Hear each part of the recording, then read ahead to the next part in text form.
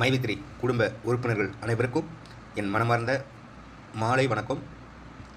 நண்பர்களே, நம்ம என்ன பண்ணிக்கிட்டு இருந்தோம் அப்படிங்கிற விஷயம் எல்லாருக்கும் தெரியும். என்ன பண்ண போகிறோங்கிற விஷயமும் தெரியும்.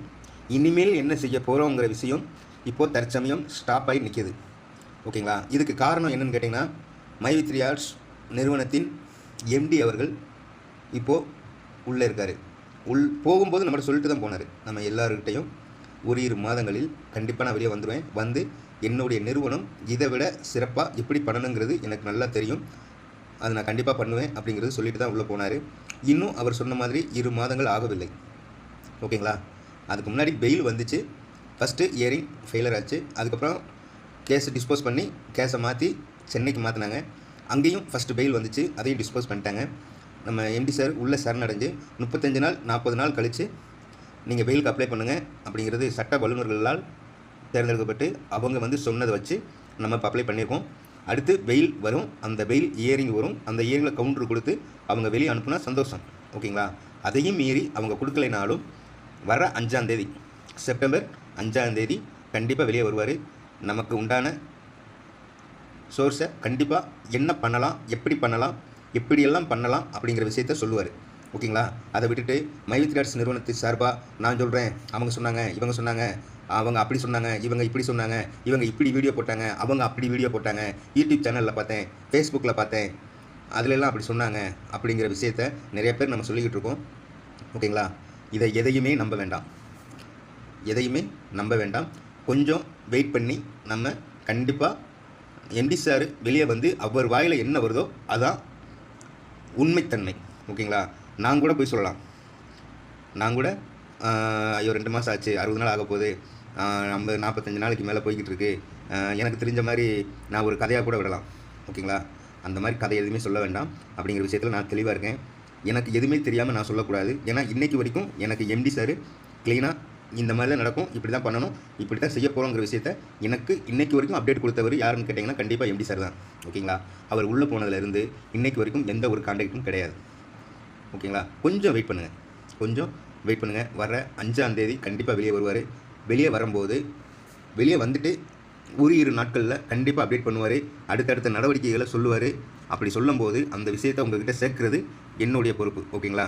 அதுக்கு முன்னாடி அவர் இப்படித்தான் சொல்லுவார், இப்படித்தான் செய்வார், இப்படித்தான் குளிப்பார், இப்படித்தான் அப்படிலாம் ஒன்றும் சொல்ல முடியாது. ஓகேங்களா? எதையுமே தெரிஞ்சுக்கிட்டு சொல்லணும். ஜோசியம் பார்க்குற மாதிரி எல்லாம் சொல்லக்கூடாது. ஓகேங்களா? கொஞ்சம் வெயிட் பண்ணுங்கள். உங்களுக்கு மனசுக்கு பிடிச்ச மாதிரி நான் கதை சொல்லணுன்னாலும் சொல்லலாம். ஓகேங்களா?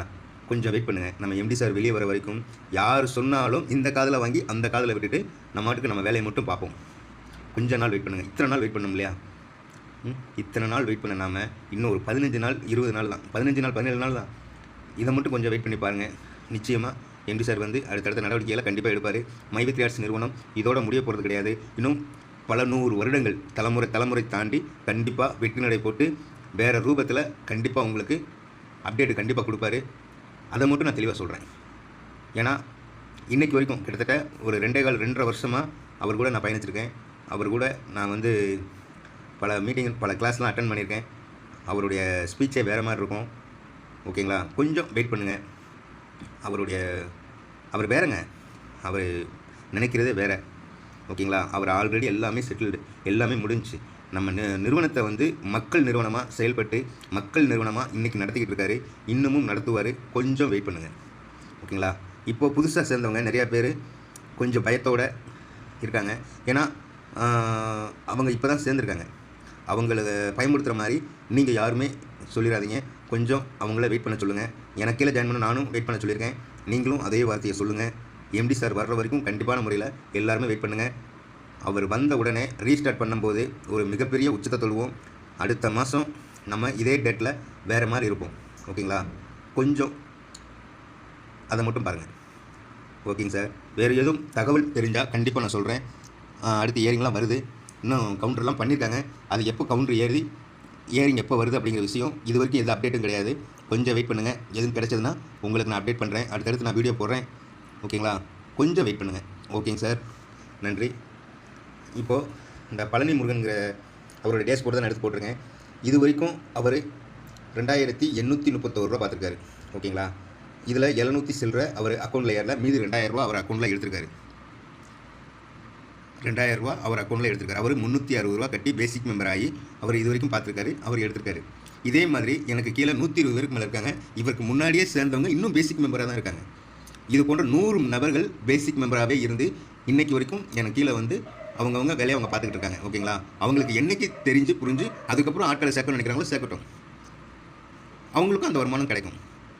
அவங்க கொடுக்கக்கூடிய ரூபாய் 360 கொடுக்கக்கூடிய ரூபாய்க்கும் நம்ம வந்து ஃபேஸ்கேர் பேக் கொடுக்குறோம். அந்த ஃபேஸ்கேர் பேக் வாங்கிக்கிட்டு அதையும் யூஸ் பண்ணிக்கிட்டு இந்த விளம்பரம் டெய்லி 5 நிமிஷம் பார்க்குறதுனால அவங்களும் சம்பாதிச்சுட்டு தான் இருக்காங்க. இது போன்ற நபர்கள் தான் கிட்டத்தட்ட 69 லட்சம் பேர் நம்ம இருக்கோம். இது வந்து என்னுடைய நிறுவனத்துக்கு இன்னும் பல பொருட்கள் வச்சுருக்கேன். அது அந்த இடத்துல யாருக்கு தேவையோ அந்த இடத்துல அவங்க வாங்கிக்கலாம். அதுக்கு தான் ஸ்டோர் ஓப்பன் பண்ணி வச்சுருக்கோம். அதே இடத்துல இந்த பிளான்லாம் எதுக்கு, இந்த gold member, diamond member, crown member இதெல்லாம் எதுக்குன்னு கேட்டிங்க அப்படின்னா, இதெல்லாம் இருந்தால் தான் இந்த அப்டேட்டு நடக்கும்.